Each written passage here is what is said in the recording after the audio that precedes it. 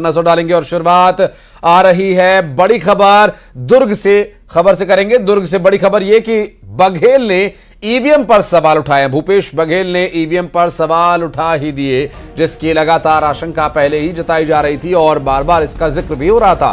Ballot paper से चुनाव कराए जाने की अब वो मांग कर रहे हैं। इलेक्ट्रॉनिक वोटिंग मशीन पर अविश्वास बढ़ा है। भूपेश बघेल पूर्व मुख्यमंत्री छत्तीसगढ़, और उनका यह कहना है कि ईवीएम पर अविश्वास बढ़ा है। जहां कांग्रेस पार्टी की हार होती है वहां ईवीएम पर सवाल उठना स्वाभाविक है, लाजिमी है। और ऐसे में छत्तीसगढ़ में अब तक इंतजार हो रहा था कि ईवीएम राग क्यों नहीं शुरू हुआ, और अब शुरू हो गया। देर आए लेकिन यहां पर जो कयास लगाए जा रहे थे उस कयास को यहां पर पूरा किया भूपेश बघेल ने। बैलेट पेपर से चुनाव कराए जाने की मांग हो रही है। जिन राज्यों में चुनाव कांग्रेस पार्टी जीती है वहां पर सवाल नहीं उठाए गए, लेकिन हाँ, छत्तीसगढ़ में जिस तरह की हार कांग्रेस पार्टी को देखने को मिली तो अब ईवीएम पर सवाल उठ रहे हैं। ये है कि जो चर्चाएं हो रही है उसमें लोगों को विश्वास नहीं है मशीन के अंदर है क्या, क्योंकि कई जगह ये है कि हम वोट डालें, हमारा वोट गया कहाँ। हमारे पूरे परिवार के वोट डाला है लेकिन उतना वोट मिला नहीं है। कहीं जगह कुछ ज़्यादा आ रहा है, कहीं जगह मशीन ख़राब होने की शिकायतें मिल रही है।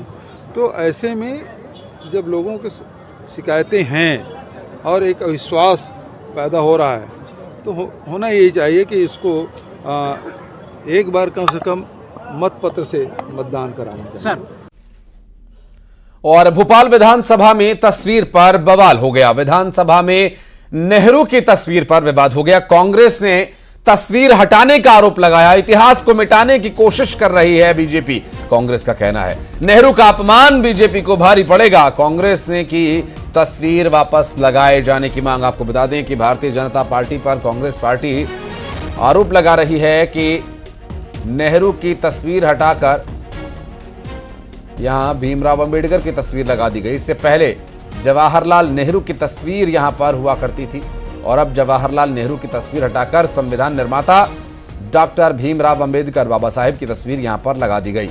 अब यहां पर विरोध हो रहा है इस बात का।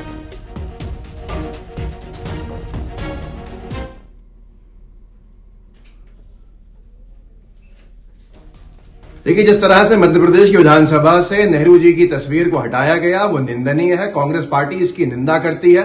भारतीय जनता पार्टी की विचारधारा और भाजपा की मानसिकता को पूरी तरह से जनता के सामने ये कृत्य रखता है और हम मांग करते हैं भारतीय जनता पार्टी की सरकार में बैठे लोगों से और अध्यक्ष महोदय से मध्य प्रदेश विधानसभा के कि जहां नेहरू जी की तस्वीर लगी थी वहीं पर नेहरू जी की तस्वीर को दोबारा लगाया जाए।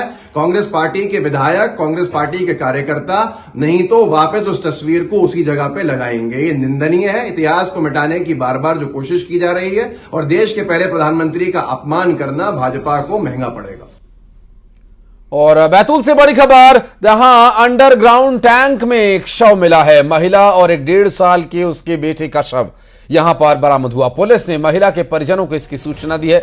ससुराल पक्ष पर प्रताड़ना आरोप लगाया गया है। पीएम के यानी पोस्टमार्टम के बाद ही स्थिति साफ हो पाएगी। घर के सभी लोग गए हुए थे बाहर।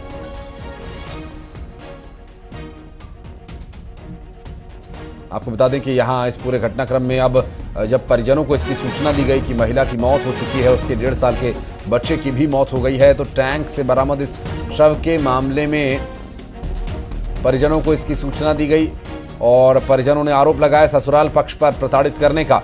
पुलिस ने महिला के परिजनों को इसकी सूचना दी थी और अंडरग्राउंड टैंक में शव तैरता पाया गया है। पीएम यानी पोस्टमार्टम के बाद ही स्थिति साफ हो पाएगी कि आखिर मारकर इसमें डाला गया है या इसमें डूबने से हुई है मौत।